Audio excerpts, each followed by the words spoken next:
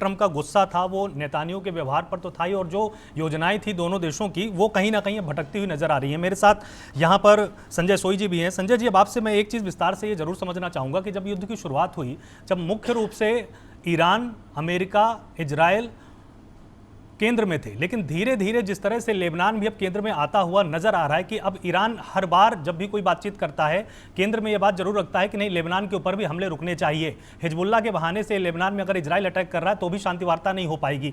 तो क्या वास्तव में समस्या सिर्फ ईरान या लेबनान ही है और अमेरिका और इजराइल अभी भी वास्तव में उसी तरह से पहले की तरह जुड़े हुए हैं जिस तरह से युद्ध की शुरुआत हुई थी? या फिर होर्मुज का वो पैसेज है, कहने को तो वो 32 किलोमीटर चौड़ा है, लेकिन उसमें 3 किलोमीटर का रास्ता जाने के लिए, 3 किलोमीटर आने के लिए, और बीच में दोनों के 3 किलोमीटर का बफर स्टेट है। इस पूरे रास्ते की जंग है कि आखिर इसमें ज्यादा प्रभावी रूप से अमेरिका का कब्जा रहना चाहिए या ईरान का?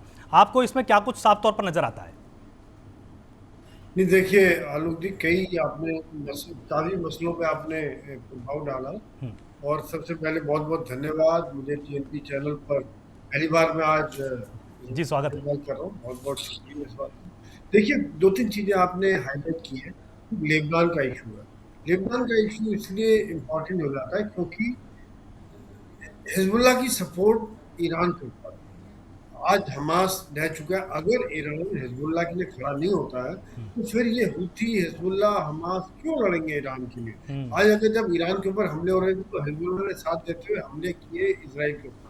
पर अगर हम इसराइल के एंगल से सोचते हैं तो इसराइल की सुरक्षा के ऊपर हमेशा खतरा बना रहता है कि आज उसके ऊपर हमले हो रहे हैं, उनका नजर इसराइल की तरफ हमेशा अटैक होते रहते हैं, उनको गांव खाली कराने पड़ जाते हैं, आए दिन रॉकेट अटैक होते रहते हैं।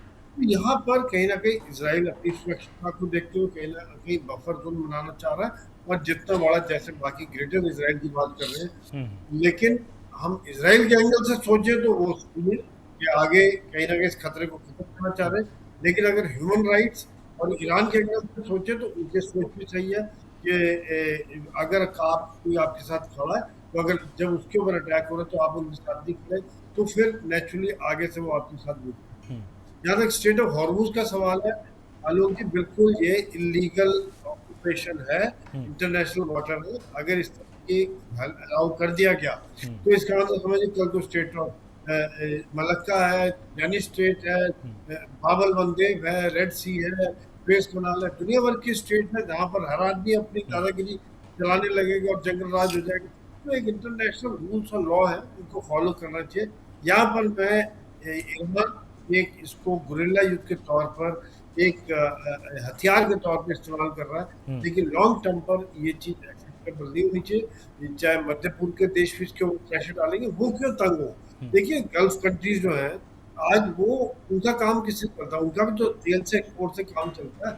अगर वो तेल एक्सपोर्ट नहीं होगा तो उनकी इकॉनमी खत्म हो रही है, वहां पर टूरिस्ट जाने बंद हो गए, वहां पर इन्वेस्टमेंट खत्म हो रहा है। एक तरह से उनको सबसे बड़ा धक्का इन देशों को लगा है जो इनडायरेक्टली वॉर में फंस गए, जिनको लेना नहीं देना नहीं लड़ाई से। इसराइल और अमेरिका की लड़ाई ईरान के साथ हो रही है और ये देश फालतू में पिट रहे। अभी भी देखिए अटैक हुआ कुवैत में और बहरीन में अटैक हो गया। तो वहां की जनता भी तो सुरक्षित महसूस करती है।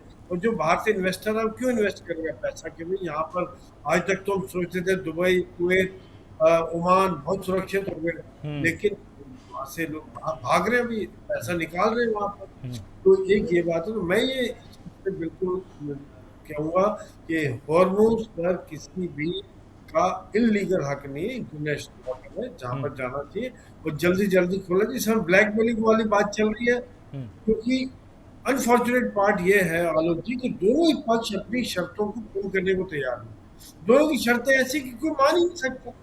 लेकिन उन्होंने भी तो अपने देश में मुंह दिखाना है। फेस सेविंग जिसको हम इंग्लिश में कहते हैं, फेस सेविंग का तो मसला नजर ही नहीं आ रहा कि फेस सेविंग कहाँ से होगा, चाहे वो ईरान के राष्ट्राध्यक्ष है या ट्रम्प हो, दोनों को कह रहे हैं कि फेस सेविंग की।